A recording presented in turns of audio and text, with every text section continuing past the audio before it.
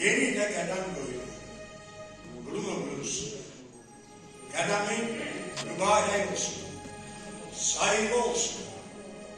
Ey ulu xalqı, ötən ildən bu bayramı ədalətlə, layiqincə, gözəl qeyd edirik.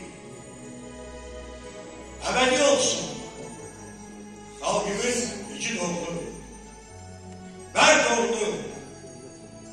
Bərd oğulları bir yumruk kimi birləşib, torpağımızdan yağları təmizlədi.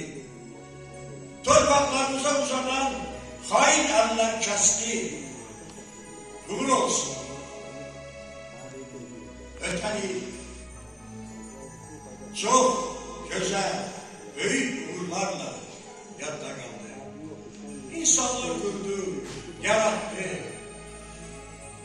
El obamız bayram ayıqanı rüyəsində yaşadı. Uğur olsun.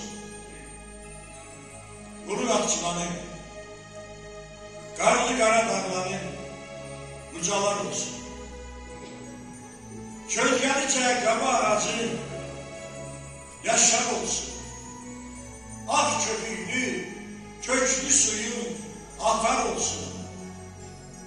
Novruz bayramı xalqımıza ruzi, bərəkət gətirsin. Bu ildə bayram taptazlı Naxçıvanı böyük uğurlar, gözəl nailiyyətlər qazansın. Uğur olsun.